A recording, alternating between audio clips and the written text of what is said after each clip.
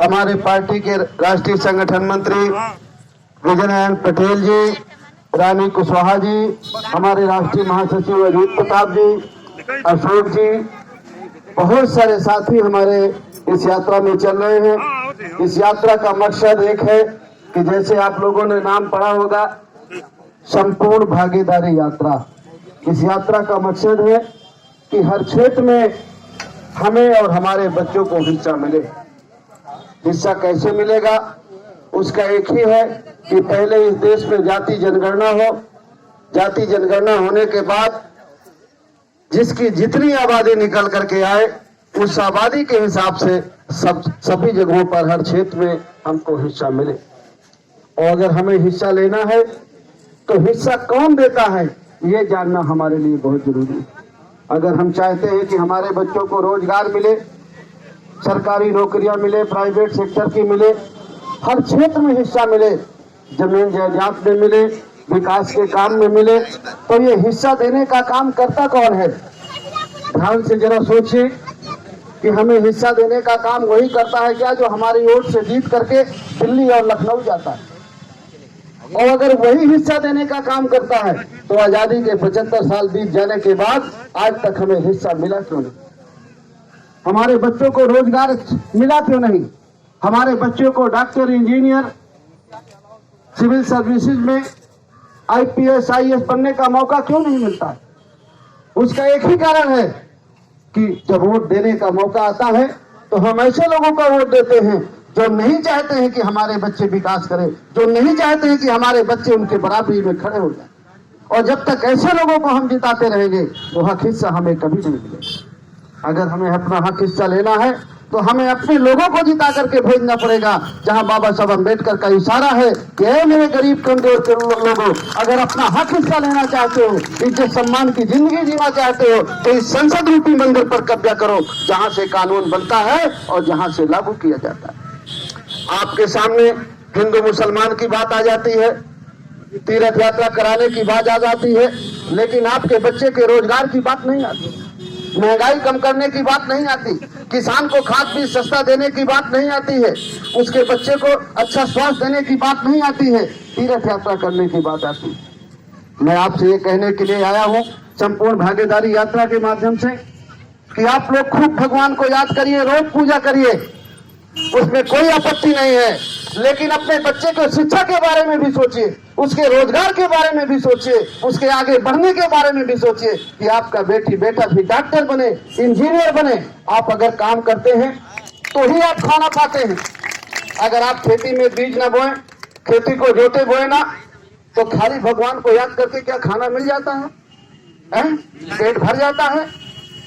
अगर पेट भर जाता हो तो बताइए। भगवान को रोज याद करिए, नहा के रोज पूजा करिए, लेकिन अपने बच्चे के शिक्षा के बारे में सोचिए, उसके रोजगार के बारे में सोचिए, तो उसके लिए कर्तव्य करना पड़ेगा। भगवान को रोज याद करिए, लेकिन उसके नाम पर वोट मत दीजिए।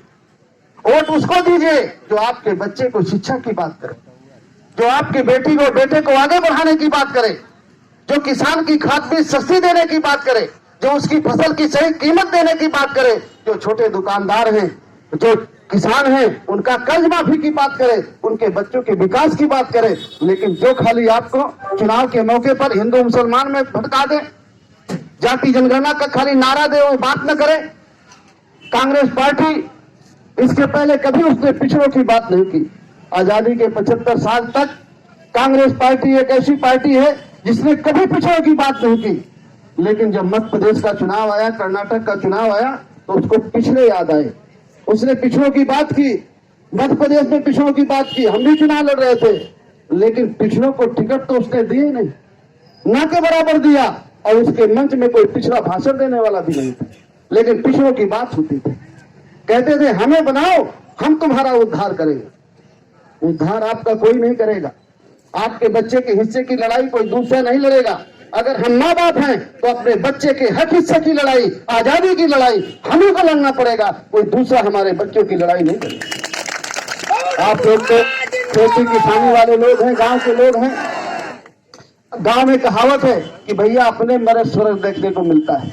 सही है कि नहीं? सही है। लेकिन आपसे तो कोई मीठी बात कर जाता है, सोचता है कि वो हमारा उद्धार कर दे। कोई उद्धार नहीं करेगा। वोट आपका 500 रुपया में ले जाते हैं, 1000 में ले जाते हैं, शराब पिला के ले जाते हैं, धमका के ले जाते हैं, वोट लालच दे के ले जाते हैं।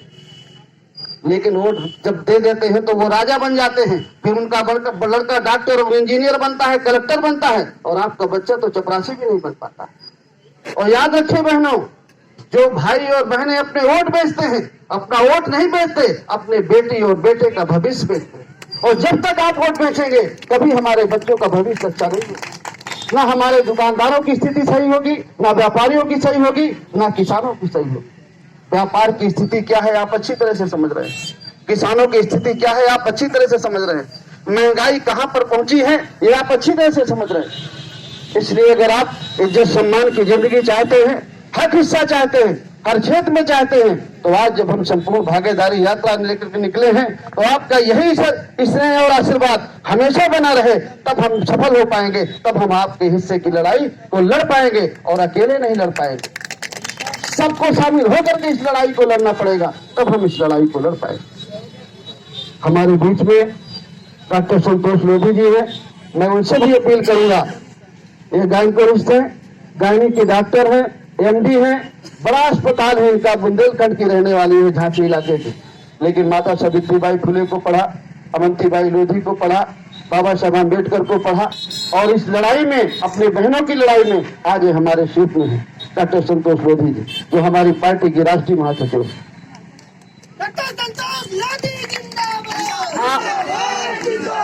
आप सभी के चरणों में डॉक्टर संतोष सिंह लोधी का नमन और वंदन। देखिए, हम 75 साल आजादी के हो गए। जब हम गुलाम थे तब हमारा जो हक अधिकार था वो अंग्रेज और राजा महाराजा लेते थे। हमारे पुरखों ने लड़ाई लड़ी थी कि नहीं लड़ी थी? लड़ी थी। किस चीज के लिए लड़ी थी? आजादी के बाद हमें क्या मिलना था? अधिकार, सम्मान, स्वतंत्रता, अधिकार। हमारे देश की हर चीज पे हमको अधिकार मिलना था। जल, जंगल, जमीन। बाबा साहब ने एक संविधान लिखा ना, उसमें उन्होंने सबके लिए बराबरी का अधिकार था। मिल रहा है क्या? नहीं मिल रहा होता तो वो जो बताते हैं ना 80 करोड़ लोगों को क्या मिल रहा है आजकल? राशन।